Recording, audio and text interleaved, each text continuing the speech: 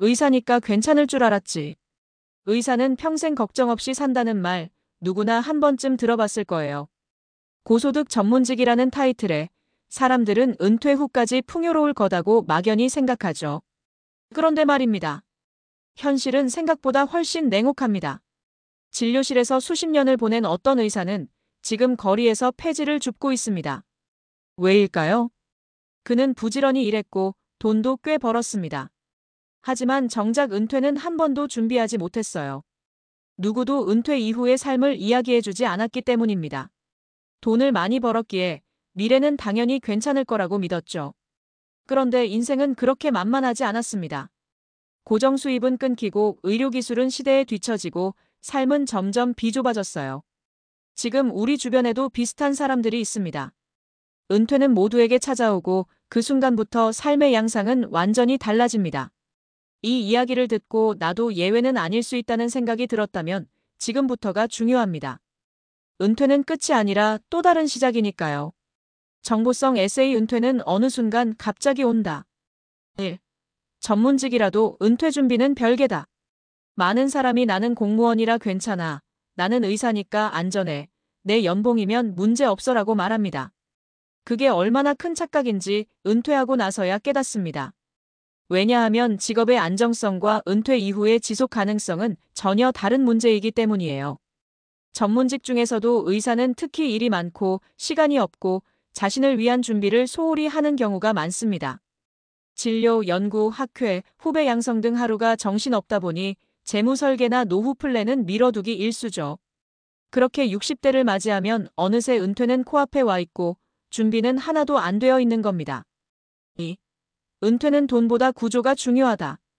의사로서 연봉이 높았더라도 그 돈을 어떻게 사용하고 축적했는지가 핵심입니다. 누적된 자산이 아니라 은퇴 후 매달 고정적으로 들어오는 현금 흐름이 있어야 비로소 안정적인 노후가 시작됩니다. 그런데 의외로 많은 고소득자들이 이 부분을 간과합니다. 사업 투자에 실패하거나 부동산 몰빵, 자녀 유학 및 결혼 비용 등으로 돈이 빠져나가면 남는 게 없습니다. 노후의 핵심은 쓸 돈이 아니라 들어오는 돈입니다. 고정 수입이 없다는 건 아무리 자산이 많아도 불안정하다는 뜻이니까요. 3. 심리적 준비도 필요하다.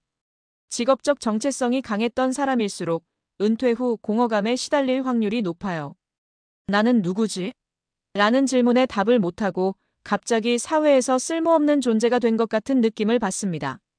특히 환자들과 매일 마주하며 존경을 받았던 의사들은 그 격차에 더 크게 충격을 받곤 하죠.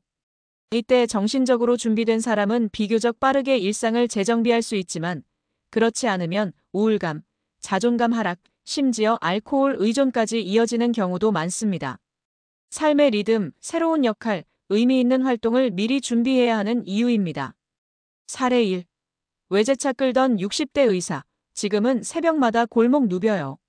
서울의 한 대학병원에서 30년 이상을 근무한 내과 전문의 어씨.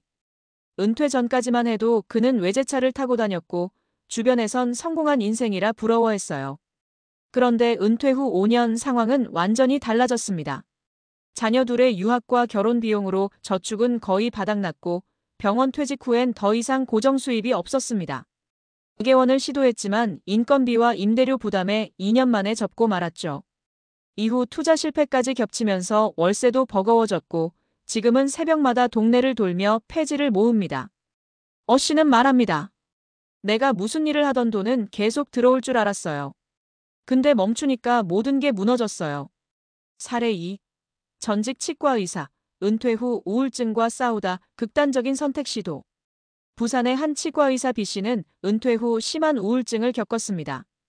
병원을 20년 넘게 운영하며 매달 수천만 원의 수익을 냈지만 진료를 그만두자 인간관계도 일상도 사라졌습니다.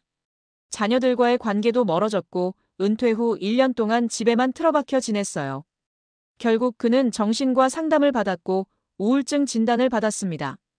약물 치료와 가족의 도움으로 겨우 극복했지만 그는 말합니다. 일을 하면서 느꼈던 인정과 존중, 그게 사라지니까 내가 쓸모없는 사람처럼 느껴졌어요. 이후 그는 지역 복지관에서 자원봉사를 하며 새로운 삶의 리듬을 찾기 시작했습니다. 사례 3. 의사였던 남편, 은퇴 후 돈 걱정에 부부 갈등까지. 전북에 거주하는 67세 C씨 부부는 은퇴 후 경제적 문제로 갈등이 커졌습니다. C씨는 외과 의사로 평생 고된 수술 일정을 감당했지만 은퇴하면서 모든 수입이 끊겼습니다. 자산 일부를 투자했던 부동산은 경기 침체로 팔리지 않았고 생활비 부담은 오롯이 부인의 어깨로 넘어갔죠. 부인은 의사였던 남편이 이런 상황이 되리라곤 꿈에도 몰랐다며 눈물을 흘렸고 C씨는 자신을 탓하며 점점 말수가 줄어들었습니다. 결국 이들은 재무 상담을 받으며 소액이지만 꾸준히 들어오는 임대 수익을 만들었고 지금은 농지를 임대하면서 그나마 버텨가고 있습니다. 마무리 늦지 않았다. 지금부터 다시 짜야 한다. 누구도 내 은퇴 후를 대신 살아주지 않습니다. 아무리 좋은 직업을 가졌더라도 그건 현재의 안정일 뿐 미래의 보장이 아니에요. 의사든 공무원이든 대기업 임원이든 노후 준비는 그 직업과 별개로 따로 챙겨야 할 문제입니다. 수입이 끊겨도 버틸 수 있는 구조를 만들어야 하고 자아 정체성이 흔들려도 이겨낼 수 있는 새로운 역할을 준비해야 합니다. 은퇴 이후에도 가치 있는 삶을 살기 위한 계획이 필요합니다. 혹시 지금 이 글을 읽고 있다면 아직 늦지 않았습니다. 지금부터라도 내 은퇴 이후의 삶을 구체적으로 설계해보세요. 그땐 왜 아무도 말 안 해줬을까라는 후회, 이제는 하지 않도록요.